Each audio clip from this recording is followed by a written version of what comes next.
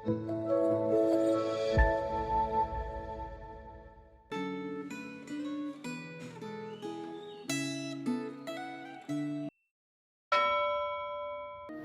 Bapak Ibu Saudara yang terkasih di dalam Tuhan. Sungguh bersyukur hari ini kita dapat kembali merenungkan firman Tuhan.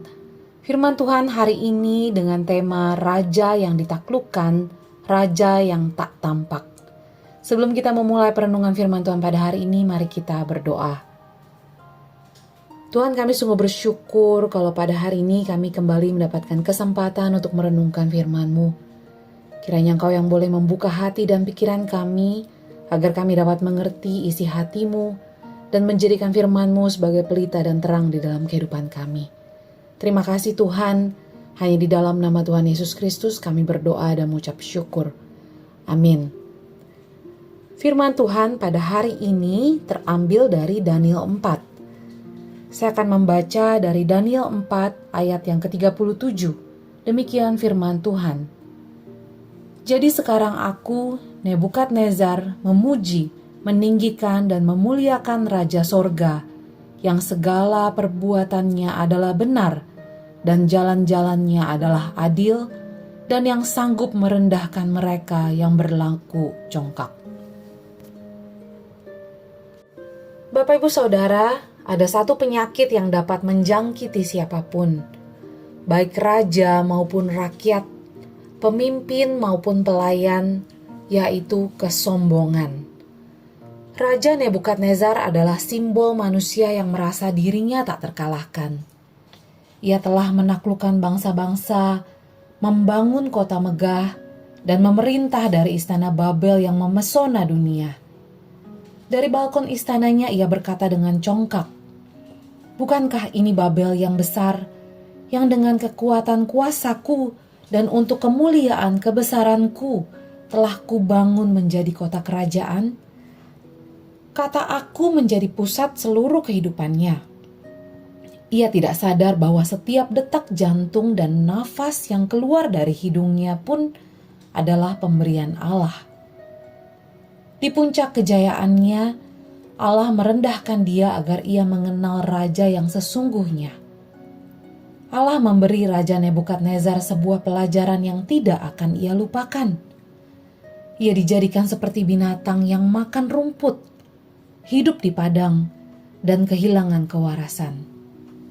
Kekuasaannya lenyap dan semua kebanggaannya runtuh bersama harga dirinya. Namun di balik hukuman itu, tersembunyi tangan kasih Allah yang mendidik. Allah tidak menghancurkan Raja Nebukadnezar untuk membinasakan dia, tetapi untuk menyembuhkannya dari penyakit paling mematikan, yaitu kesombongan. Di saat manusia berada di titik terendah, Allah menyiapkan pemulihan sejati bukan untuk meninggikan manusia, tetapi untuk menegakkan pengakuan bahwa hanya Allah yang berkuasa atas kerajaan manusia. Raja Nebukadnezar belajar bahwa kekuasaan yang sejati bukan di tangan manusia, melainkan di tangan Allah. Ia baru bisa mengakui hal ini setelah kehilangan segalanya.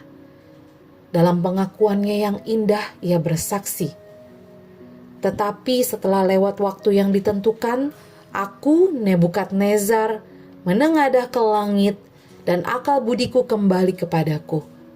Aku memuji yang maha tinggi, membesarkan dan memuliakan yang hidup kekal itu, karena kekuasaan yang kekal dan kerajaannya turun-temurun. Semua penduduk bumi dianggap remeh. Ia berbuat menurut kehendaknya terhadap bala tentara langit dan penduduk bumi.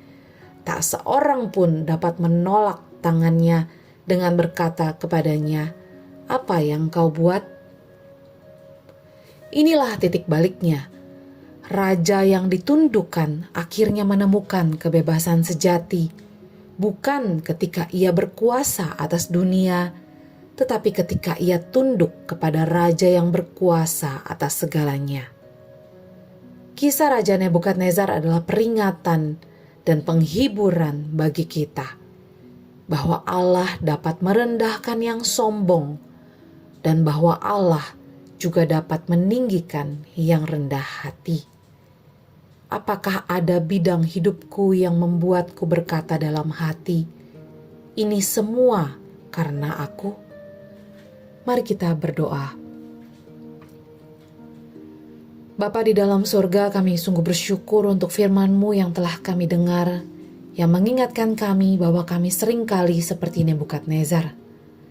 Ketika kami berhasil, kami seringkali merasa bahwa semua itu adalah hasil kekuatan dan kemampuan kami sendiri. Ampuni kesombongan kami, Tuhan. Ingatkan kami bahwa semua yang kami miliki dan semua keberhasilan kami, itu semua berasal dari-Mu. Ajar kami untuk menggunakan setiap keberhasilan yang Engkau percayakan kepada kami. Bukan kami pakai untuk meninggikan diri kami sendiri, tetapi kami mau pakai untuk memuliakan-Mu. Hanya di dalam nama Tuhan Yesus Kristus kami berdoa. Amin.